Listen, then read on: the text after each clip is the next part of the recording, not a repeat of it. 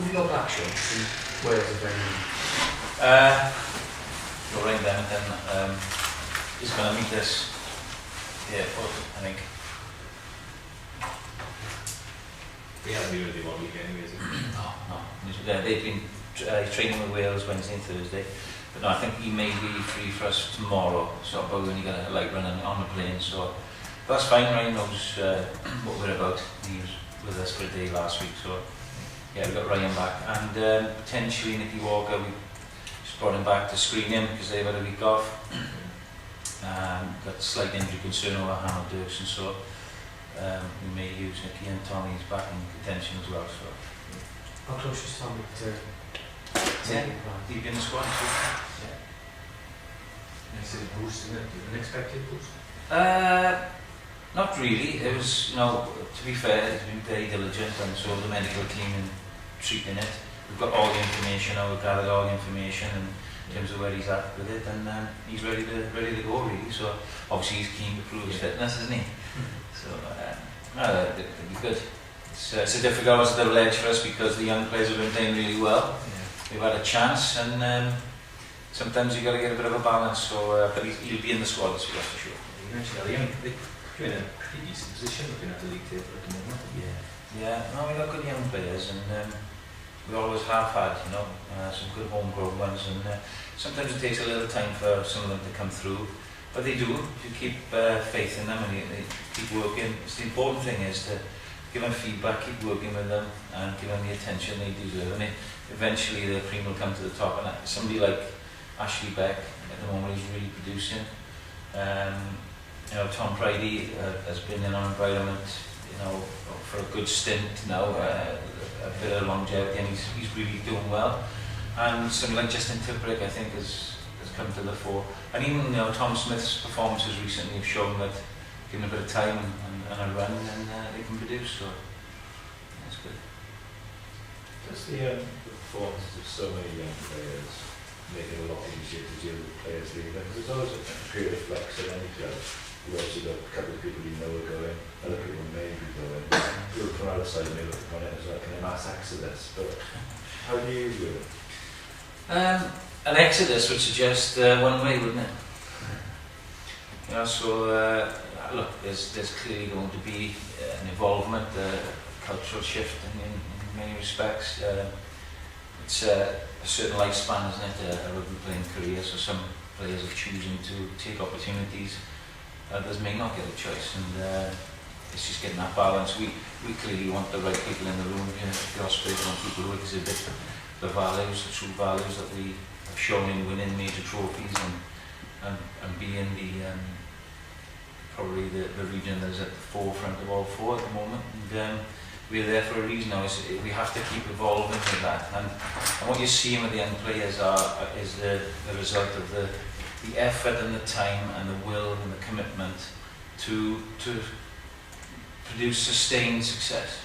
And it's great to see, isn't it? You look at Manchester United, they've gone through a period where they've evolved. Arsenal at the moment, your major teams. They do that to lose constantly, sort of bring the next generation through. Munster, we'll go through a transition now, and so it's a needs must. And for some players, it's maybe a financial situation, but for others, it's more about what we can offer here in terms of environment, and that's sustaining success. So, it's the young players. They're easy to deal with, because they come through the ranks and they exhibit the things that you want them to. Talking specifics then, what is your hopes with Shane and Arnold? Are you hoping that they'll both be here next season? Oh yeah, definitely.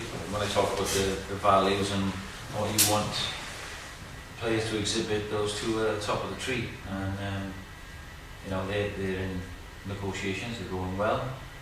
Clearly, it's a Six Nations period where we don't see a lot of them, so I would imagine we will be in a very good position to make some significant announcements after this period. I think the other regions are in a similar situation, aren't they? So, both within our current squad and moving forward, we'll be able to in a position to make some after the Six Nations. And it's easy to speculate outside of our environment. I realise that. I go down the pub as well. I realise what goes on, but we're happy and comfortable in our own shoes at the moment, and hopefully that's showing with this current squad on the field. You said that Exodus is a one-way street. Does that suggest that you're going to have a busy summer recruitment? It's always busy. It's always busy. You have more scope now this year. Yeah, I think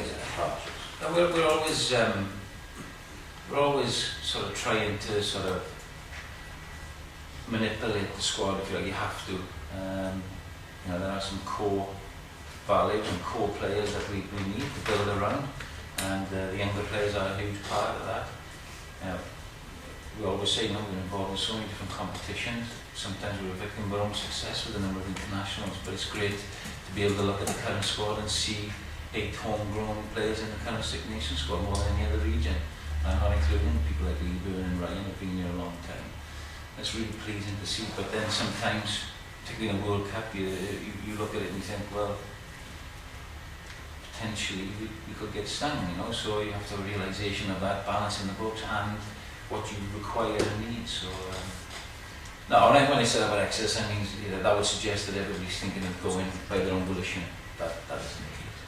Fair to say there's a transitional period for the Ospreys at the moment? I think there always is from one season to the next guy. I mean, it's only just a couple of months ago in May we won the Magners League, you know, and we're that close to reaching 9 against semi, so you have to keep evolving. The game evolves, doesn't it? There's you know, new laws, standards that are set and met. So yeah, players get older, they lose form, game changes, you change your game plan, maybe it's slightly,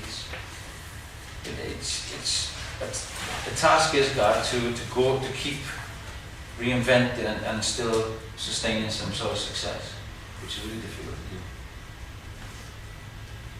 Joe Beeman has been a name mentioned. Do you want to say anything whether he's a player that would interest you or not, whether you've been speaking to? Well, he's a guy who's been out a long time, but yeah, he was a quality player, and I say I can't really speculate and give you too much on. So after the Six Nations, I think we're in a stronger position to make some announcements. You know, you say about so keeping reinventing to maintain that success. Does that become harder when you're up against French clubs who seem to have, well, there is a salary cap in theory, isn't it?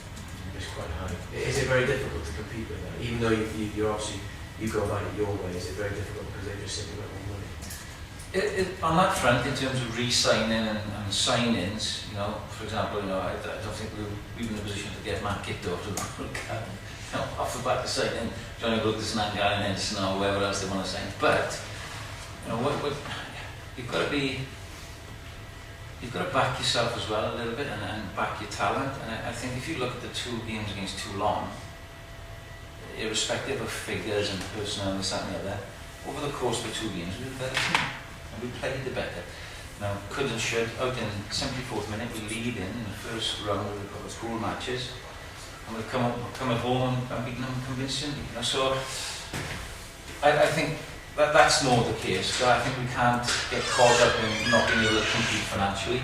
As I say, we perhaps should concentrate more on providing an environment and a route and sustained success that players want to stay here or come here. So money's not everything. I don't think it is everything. Clearly to some people it is. And clearly to some people it is so much that it's difficult to turn down. And you've got to understand that that's the way the world works, isn't it? But to others, you know, the values and that we're hopefully trying to push through are just as important. Ryan talked about that last week. He said that he can opportunity to see going to France, but this is his family who considered that. So that's the kind of thing you're talking about here.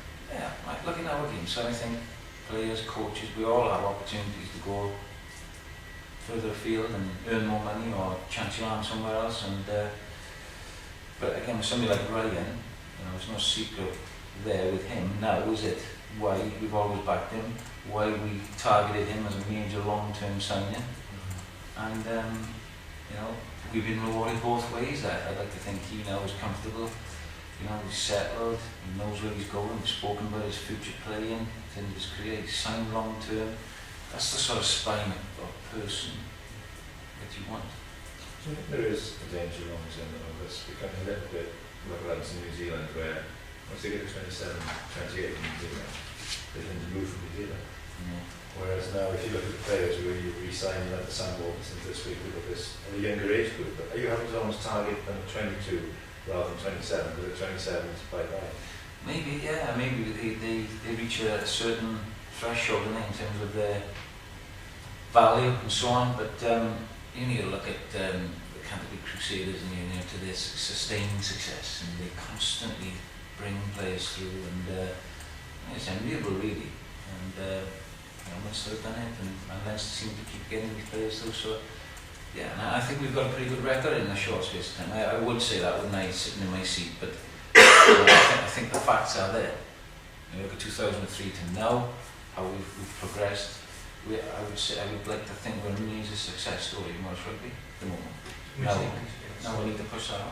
You mentioned the Crusaders, is that something that almost is like a model you'd like to follow in terms of you're able to fill the shoes of qualities, world-class players who leave, and then you've got the next generation coming? Yeah, I think so. It's certainly a good model, isn't it? I'm not saying that we are trying to be Canterbury Crusaders, we're trying to do it our own way.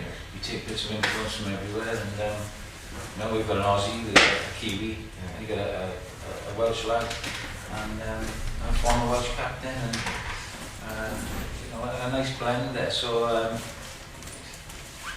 it is important, just in Tipperary now. We've all known him coming through. He's been nurtured and just talent. The timing has needed to be right, and I think we're not far off getting it right. Sam Morgan's been a great example. We've got another couple coming through now, and front rowers you see, and second rowers come through the ranks of the 18s level. And Matthew Morgan is somebody who was all of a sudden, we've known from Matthew for a while, so it's very important, I think, that we have that coming through. Not just for the national team. That result surprised you last weekend, Treviso beating Munster.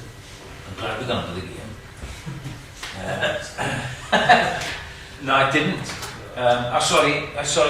It did in the initial score. Yeah. But then you check yourself, and then you remind that they've won 6 games now, and you think to yourself, well, crikey, these are now serious forces. They've been on a long time, haven't they? They have a proud history themselves.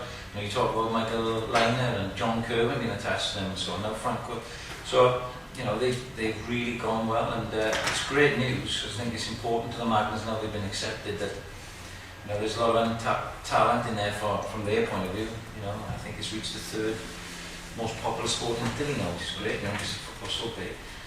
But, when I reflected back and looked at them, their team, no, it was a deserved victory, so we're under no illusions this week, how difficult it's going to be. We weren't comfortably at home, but it was a harder game than the scoreline suggested. And, talking to other coaches, they are a tough nut to crack, and they're getting their act together, so it's going to be tough. But we're in an even stronger position because you played a lot of away games in this league campaign so far. Yeah, we have, and I think a win would really set us up. We did really well to come back, go back 13-0 last week. Good side Ulster, and boys backed up their LD form and did well to get through the win. And I think there's a good feel here with the squad. There's a good feel here, and it's good for them to be able to go to Italy. It's exciting, they're on the bounce. We're pretty fresh still, and if we can get a result with a view of Connacht and Glasgow at home, we've said to the players that really this month would determine whether or not we make playoffs or not. Pretty close to home position in the playoff as well, if you can get those 3 wins. Which would be great. I think benchmark would be to make the playoffs. I think quite like to have a knockout, but what would be fantastic.